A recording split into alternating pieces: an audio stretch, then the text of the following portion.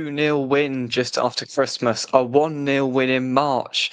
The last two times West Ham United have taken the trip to the Emirates, as they do tomorrow, hoping for a third successive win away at Arsenal. Can it be done? For the last 2 years, I've sat here and said no. So today, I'm adopting a different strategy. Welcome back to West Ham Unofficial. I hope you are all well. Arsenal versus West Ham, our match preview. And I'd like to say Sam is joining me. How are you, mate? Yeah, good. Thanks, Jake. Good. Thanks yourself. Yeah, not bad. Not bad at all. I am here in Wembley, and Sam, just explain to us where you are. I'm in the mountains in North Macedonia.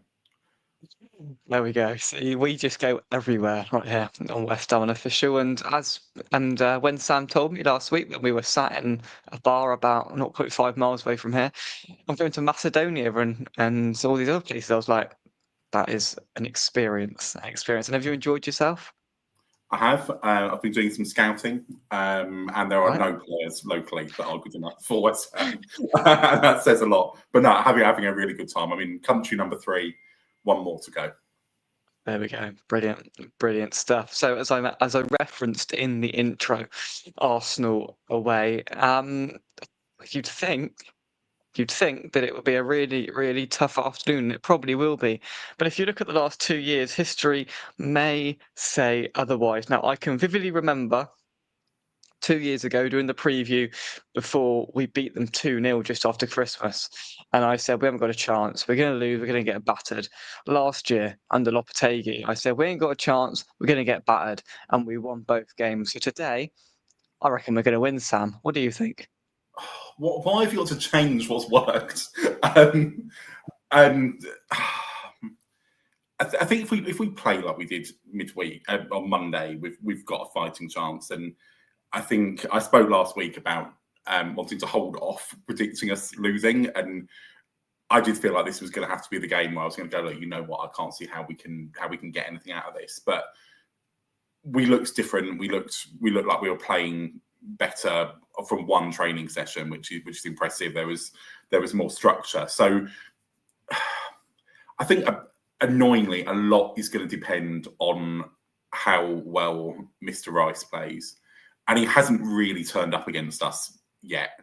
And at some point he will, because a player of that quality, to have had, is it 5 times we've played them since he's left? Because we had them in the cup, didn't we? In the cup, that's 5 times, yeah. Yeah, and he hasn't turned up at any point. So at some point he's got to.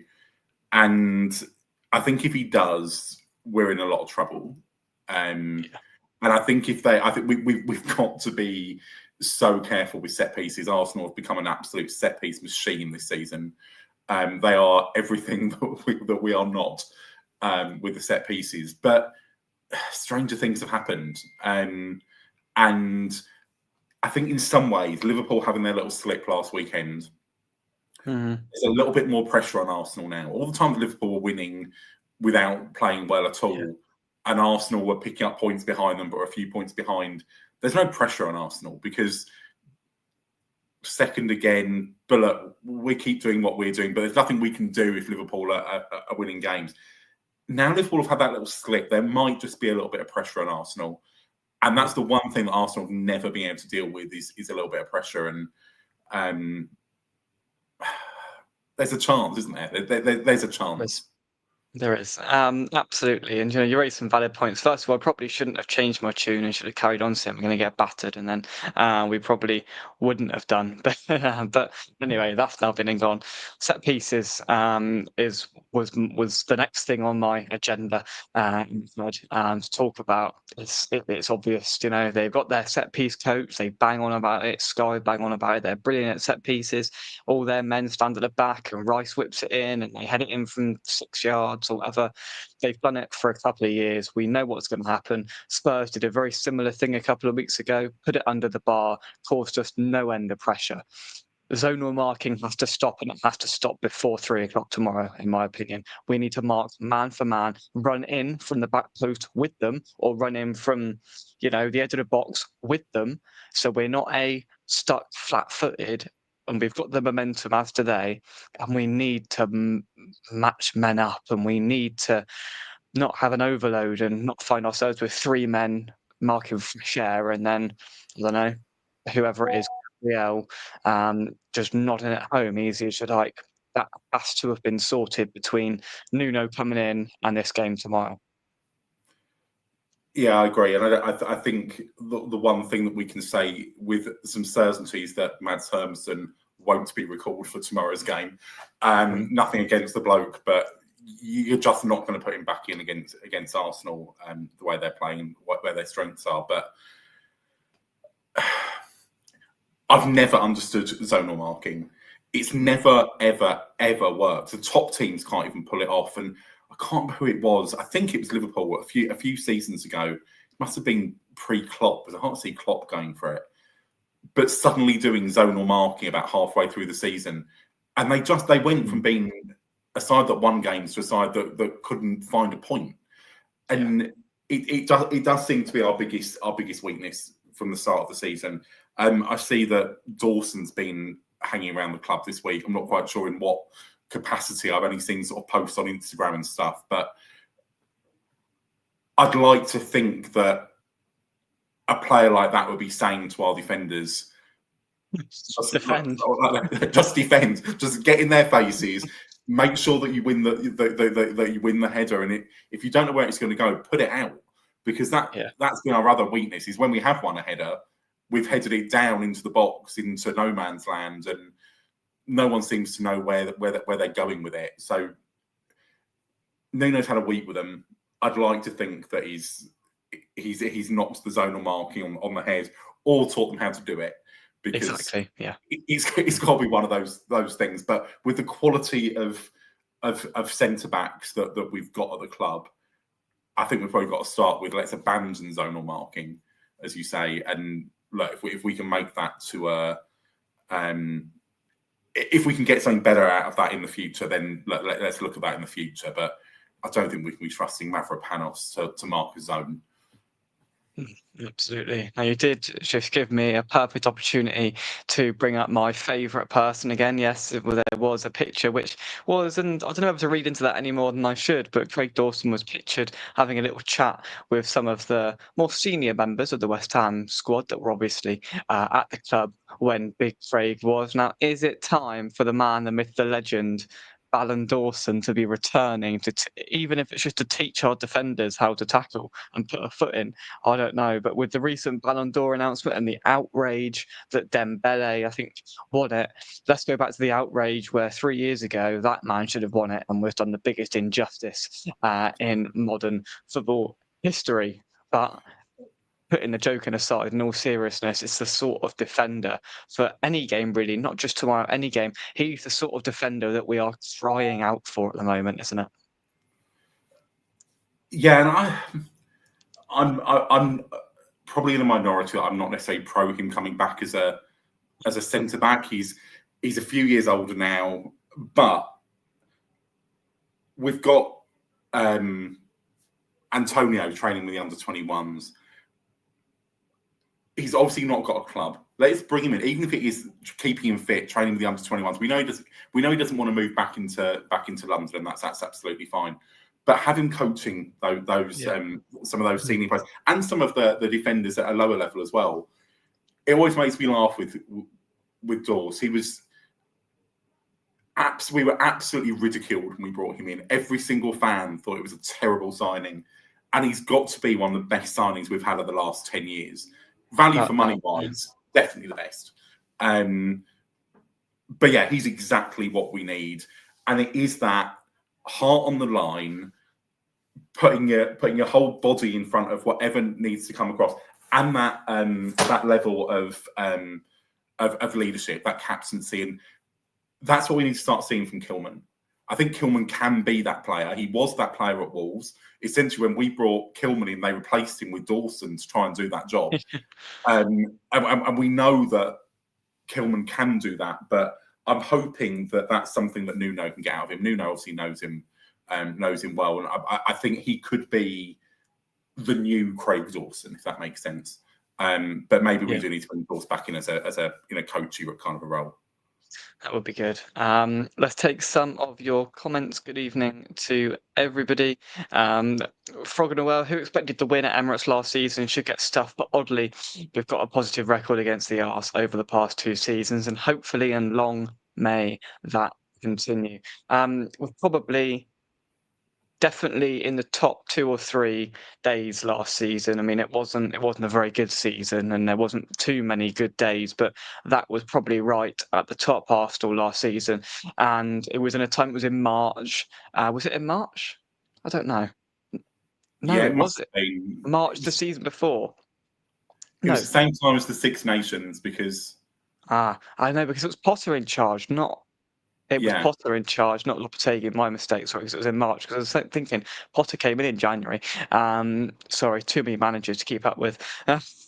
So it was Potter in charge, and I don't think I'll ever forget. I mean, it was a pretty cagey first half an hour, and then this whole second again, ole ole chant got around the away end, and the whole ground was quiet. It was just a bit edgy. It was a bit nervous. Arsenal, it felt like it was they had to win every game from that point on to stand any chance of challenging Liverpool for the title. And this second again, ole ole went round the ground, and it got a bit of, and then we scored, and then it all intensified. And I think it was a real catalyst for us winning that game. And that's where I'm going to lean into the fans tomorrow. They've got a really, really big part to play, because they don't make a big atmosphere in that place. It's a big stadium and it's a big bowl, basically. Not as bad as ours, but it's not a lot better. It's called the Highbury Library for a reason. But we, in our little corner there, we can make, as we did last year. You know, that chant of second again should be from minute 1 tomorrow. Let's get it up. Let's try and generate some momentum within the team and fan base. And yeah, there's going to be black balloons, and there's going to be flags, and there's going to be all sorts tomorrow. Regarding the board, but we all know for a fact that once that ball's kicked, is that those obviously fans want the team to win. And this is a game with the whole rice thing, with everything else. It's got extra layers to it that other games don't. We're not in a good run of form, but this type of game, Sam, I mean, we said the same thing about Spurs a couple of weeks ago, admittedly, but this type of game is something that could rejuvenate everybody from top to bottom in the football club. Arsenal got the same problem with their ground that we have, that there are too many home fans, in inverted commas, to keep the noise up for 60 minutes, let alone 90. And therefore, it's a massive opportunity for away teams that are there, they're concentrated. And I think that's one of the things we've done really well there over the last few years. Tottenham will have the same problem. We've got that problem. Man United have that problem. Old Trafford it's got one of the worst atmospheres I think I've ever been at. So I think we've got a real, if you can get your fans singing, and actually I don't care if they are singing anti-ball stuff for 90 minutes, as long as they're supporting the team, and there's a fine line there.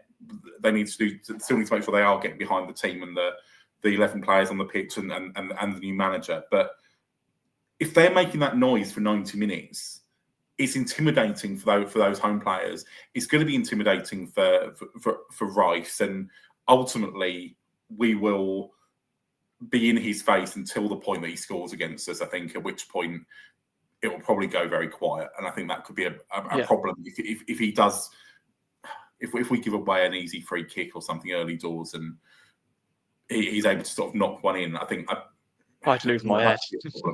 Yeah. But there's a chance, isn't there? If you can, and I think it's the same as when teams come to the London Stadium. It's always those teams that have got the best away support that tends to do the best, or at least their team put in a good performance. And the teams that come down with mediocre support that don't really do that much, don't really sing that much, they never get anything, and it's because they can't sort of create that atmosphere themselves. So I've got hope for the fans for tomorrow. For Sunday, and it is tomorrow, Saturday. I hope it's tomorrow. I hope it is. Okay. Let me just check the ticket. It is tomorrow. I can confirm it is tomorrow. Yeah. Okay. Sorry. Don't trust me as the calendar. But that they are the best hope for tomorrow. Are going to be the fans and sort of being the Delia Smith 12th man. Absolutely, and Rice was.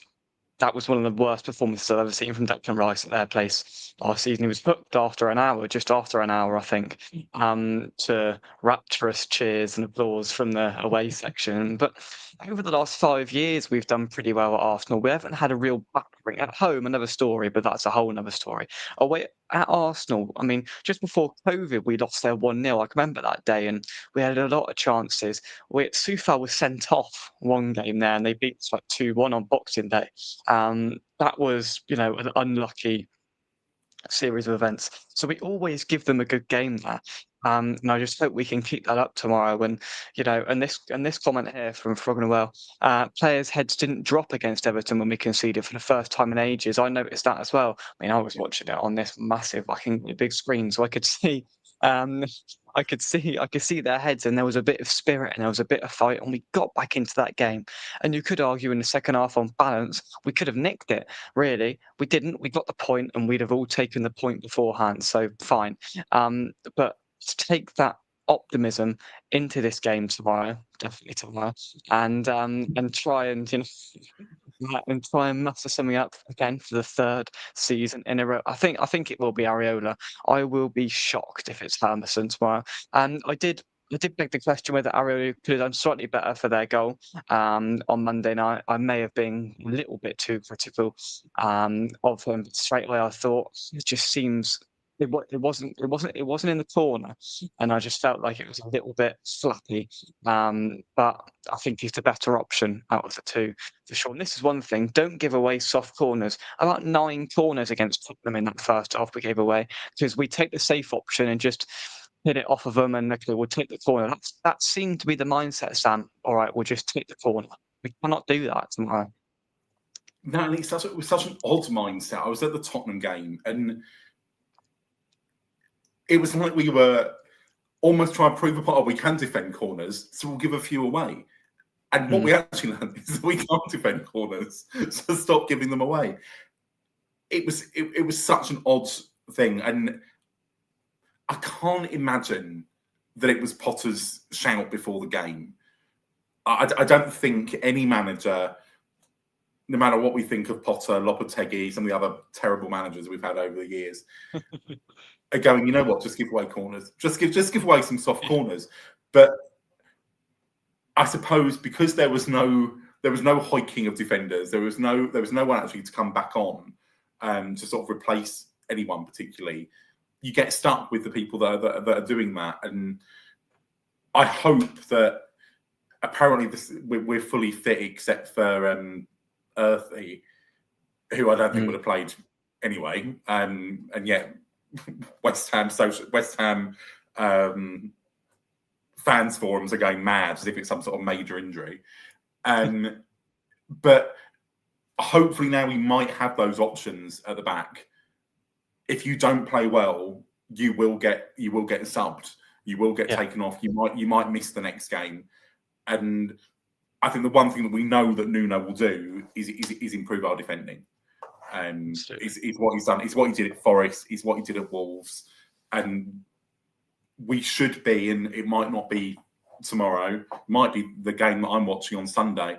But at some point, we're gonna start seeing that we're getting tougher to beat again. And I think for any club probably below the top 8, you need to be hard to beat first, and then you can win games. Yeah. No, for sure. Absolutely. And, we've just got to try and take that bit of confidence into it. Comment of the night goes to here. Mavropanos couldn't mark a bingo card. That is very good. Very good. Paul, second again. Ole. Absolutely. What a day it was last year. Arsenal fans on another channel aren't overly confident about tomorrow, which I find odd, but interesting. Yeah, I've got an Arsenal mate, and I spoke to him earlier, and he's not too confident either. I feel like, I don't know, with Arsenal, it feels like that even the fans are getting to the point where they're accepting that it's just not going to happen, and they're just going with it for the sake of it, in terms of winning a trophy or getting the optimal success out of it. I just feel, I was thinking earlier, they're not as good as they were in the last couple of years, but then again, they've got the striker now. they've bolstered up the midfield, but I just don't get the feeling that they're massively better than they were before, Sam. No, they're one of these teams, aren't they, that take a step forward and then take one straight back. Yeah. And it's almost like they look at their team from 2023 and they go, what do we need to improve now? It's 2025. But they're not looking at what they've got right now. They're always sort of 12 months behind. And they sort of forget that they've also got players that are getting older. They've got players that are getting slower. They've got players that have lost a little bit. They've got players that maybe their form's gone. And they don't replace those players because they're too busy replacing the players they should have replaced the summer before, or the players they're bringing in the players they should have brought in the summer before. And that seems to be sort of the recurring theme at Arsenal. Everything shouts that they should be right up there at the end of the season. It should be City, Liverpool, and Arsenal should be the top three. And you shouldn't really be able to put very much between them because they're the three best squads. And yet, you know, it won't be Arsenal. And who knows what else will be there. But yeah, they're just there's never quite, and it goes all the way back to Arsene Wenger days. They've never quite got that full jigsaw at the same time. There's always a piece that they've misplaced and they haven't realised. I think it's the mindset as well. I've said it for years. They get excited. This is the difference between this season. Like in last season, they've been getting excited and going mad, and all their fans were like, "We're going to win the league. We're going to win the league. We're going to win the Champions League. We're going to do this. We're going to do that." There just hasn't been that this season. It seems like they've reached a point where they're like, "All right, okay." Whereas they've brought in Gyökeres, they've brought in Zubamendi, they've got reinforcements that should, in theory, push them on to their intended target. But I don't know. I've just got a feeling that it's not going to happen. We'll see. We'll see. But let's hope we can stop them in their tracks tomorrow. I'm going to put my head. Now I'm going to stick my neck out here, put my head above the parapet, and I'm going to go Arsenal 0, West Ham United 1. You could pick that apart in many ways. Yes, I've predicted us to keep a clean sheet, which is just ridiculous. And yes, I've predicted us to win for a third successive season at Arsenal because do you know what? I feel it. I feel it. And when I come back here and I set this up tomorrow evening, when I get back about 6:30 and we've lost 4-0, then you can all come at me. But until then, I've got a bit of excitement and optimism about it, which I didn't think I'd have. I don't know, something about Monday night. I was watching it and it finished and I just nodded my head. I was like, okay, yeah, okay. There's an improvement and hopefully that can carry on. But my biggest concern, set pieces, as we discussed at the top of the show, that's my biggest concern. It's their biggest threat, I think, against us at the moment. But we'll see. Sam, are you going to predict us to lose? Now I've backed you into a corner and predicted us to win myself. I had a head and a heart prediction, and my heart one was going to be a 1-0 West Ham win. So you've taken that one from me. So I'm going to have to go with my head one, which was a 1-1 draw. Okay. I'm not quite sure what part of my head that is. There's another part of it that I think we're going to get absolutely battered. But I'm going to go 1-1. 1-1. There we go. That's a very diplomatic prediction. You are learning. You are learning. Very good. We've gone for a 1-0 and a 1-1, and that's probably as positive as it's going to get across the West Ham YouTube community this weekend. So you know what you get right here at West Ham Unofficial. Now, I will be there tomorrow at the Emirates. I have one ticket acquired, so there'll be a vlog and there'll be all sorts of content going on. I'm going to try and get myself in a pie and mash shop first to get myself even more in the mood. Pie and mash before I go in the pub, which is probably the best idea. But there's definitely no threat or hesitation of more than 1 pint being drunk at about £6 a pint. Sam, you'll know that all too well. There's a 2-pint rule, isn't there? You never have more than 2 pints. There is a 2-pint rule, and did you make me break that last week? You did. Definitely you not. did. Definitely not. Sarah, Richard, I definitely didn't break the 2-pint rule, even though I wasn't aware of it at the time. I knew it was dangerous when he came back from a bar and he put 2 pints in front of me. I thought, blimey. Show starts at 8:15. The queues were so bad. The queues were so bad. But then, ironically, when you went back up again, There was no queue. There was no queue. There was no queue. Everyone had disappeared. Yeah, and there were another 2 drinks. They weren't 2 pints, but but we got through it like the boss, like the boss and true professional that I am. Live on YouTube at 7 o'clock. Eh? I'm just pleased that you did some sobering up between when I left you at the gates of Wembley and 7 o'clock. What you're trying to say is if I wasn't in pure and prime condition at 6:35 when I left you. Nothing. I just I figure I'm gonna get told off. No, I held it together, as I said, like the absolute. I mean, I'm studying sports journalism, and I learned how to be a proper sports journalist between 6:40 and 6:50 when I got back here and sorted myself out. But didn't Jake find the bar? No, I offered, but it was a long way, and I couldn't quite get into my pocket. You see. You did a great job of finding the chairs, though. And to be fair, there were no seats in the whole bar, but Jake still managed to find a table and had this great big Cheshire cat grin on his face that he'd managed to find the chairs. So I think that was even more important than the pints. It was. I mean, to be fair, I didn't just find a table. I found the biggest booth thing going as well. I was just walking around, just overseeing the situation. Sam's at the bar. I was tasked with finding a table. This old bloke just got up and went, "You can have it, mate." I was like, "Thank you very much. Cheers." And into the booth I went. And then for 5 minutes, I had to sit there in this like 6 or 8 seat booth all by myself and like try and guard it. And I did it. It was excellent. It was excellent. But anyway, a final thought, Sam, for what is going to be. Actually, have you got a tactic to try and find a route to watch the game tomorrow? Do you reckon it'll be on in a Macedonian pub? I'll be in the capital by. I don't actually. Well, who knows what time the game is because I didn't even know the day. But I'll be 3 in the o'clock capital. kickoff over here. So what's that? 4 o'clock over there. 4 o'clock over here. So I think I've got a walking tour at 3. So I'll be around for the second half, which sounds very dangerous. But at least I'll be able to ask a tour guide where will they be showing the Premier League, and keep a bit of an eye. And yeah, otherwise it'll be BBC Sport website for the first half. So whatever's in the second half of this walking tour tomorrow, I'm not going to have a clue what's in that half of Skopje. But yeah, that'll be how is this a 3 o'clock game?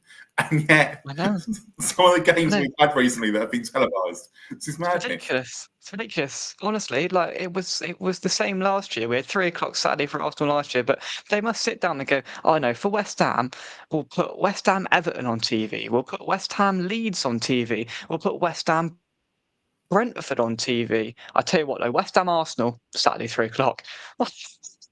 It's just ridiculous. And the Brentford game is going to be so bad. The club know it's bad because it's 2 for a quid. So the club know it's going to be a bad game in advance. But no, Sky think there's something in it. Exactly. It's going to cost me about 5 times the price of my ticket to get a pint at that game. Right on that Monday night. It's obscene. It's absolutely obscene. But there was a booking fee, so it was 2. But no, all good.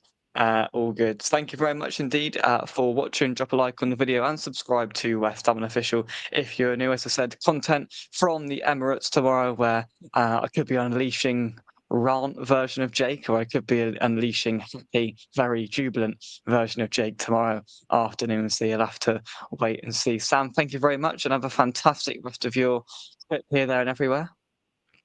No, thanks, mate. Thanks. Yeah, have a good day tomorrow. Hopefully so. And one comment I've got to address before I go. I've got a better ticket than you tomorrow, Jake. So the dialogue here, right? So Dad is doing a very noble thing, right? He is taking his mother to this show.